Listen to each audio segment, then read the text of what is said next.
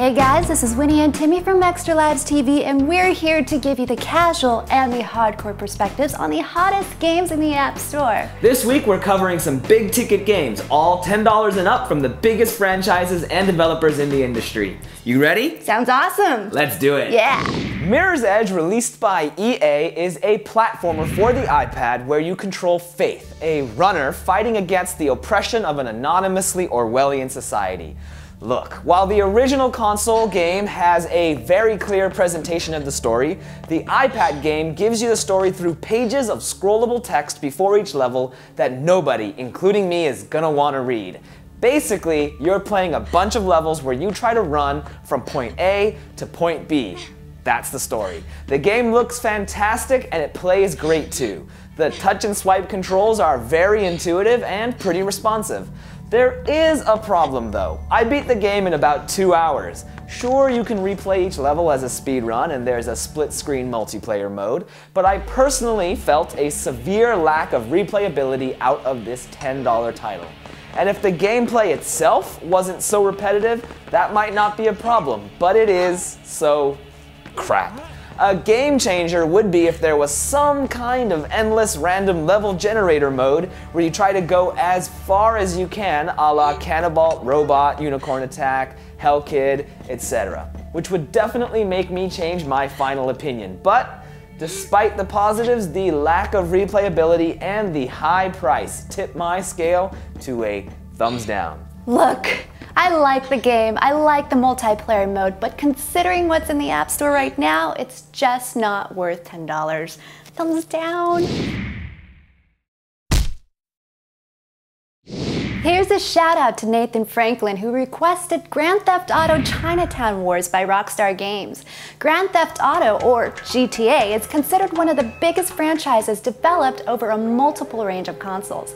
And in the iPhone version, you are a protagonist by the name of Huang Li, who is trying to rise through the ranks of criminal underworld to avenge his deceased father. The gameplay consists of a mixture of action, adventure, and role-playing, where you complete missions, drive, shoot, loot, and solve puzzles. It stays pretty true to the original GTA series. The number of missions and the variety of missions is one of its biggest selling points, in my opinion. You get to jack cars, chase enemies, perform in a parade, take out gangs, etc. You even get to manage your own money through drug dealing by buying low and selling high. Having said that though, the game does have one enormous letdown. The controls are just awful.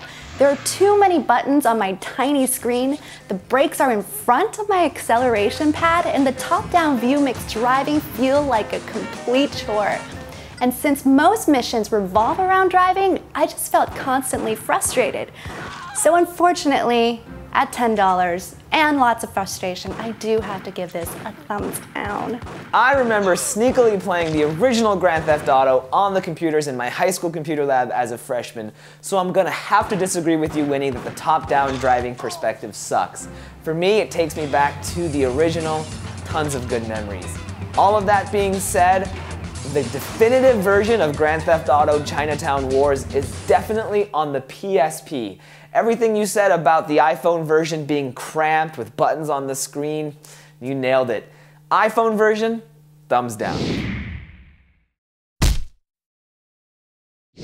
We've gotten a ton of requests for a review of Chaos Rings from Square Enix.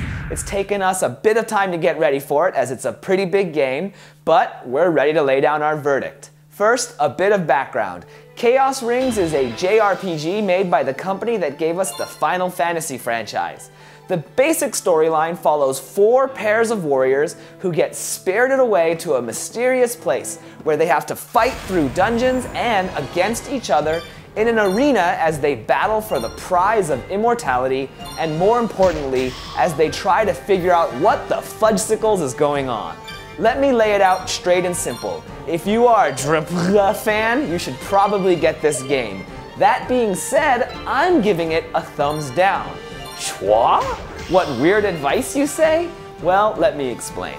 I'll start with the good. The game is gorgeous, and Even though it seems expensive with a price tag of 13 bucks, it's got amazing value.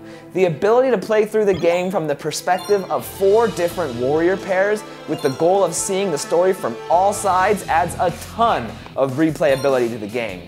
Plus, each dungeon level can be replayed at varying levels of difficulty for tougher baddies and better games. But there are some big problems for me, primarily the battle system. It's kind of boring. For me, the magic number for an RPG party is 3. 2 people just doesn't feel very strategic. And as you get more powerful in the game, the only battles that pose any challenge are the boss fights. I know a lot of JRPGs work this way, but on a mobile game, all that grinding seems out of place, just time wasting. I think the right kind of gamer, i.e. a JRPG fan, will be able to overlook these flaws for the whole package, a near-console RPG experience on their phone. But if you're not that kind of gamer, stay away. All of that being said, I am that kind of gamer, but the somewhat uninspired battle system has turned me away too.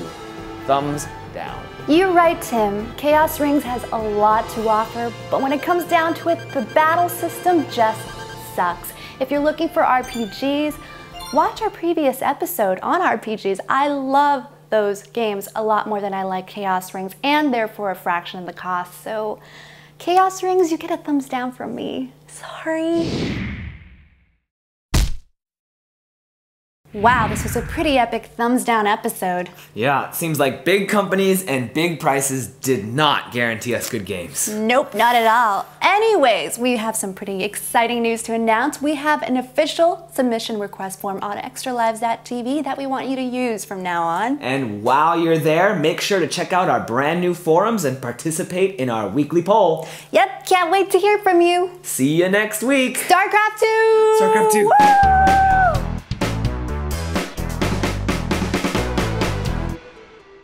Wow, that was a pretty epic thumbs down episode. Sorry, one more time. What's wrong with you? I was just making a face, but I forgot to say my line.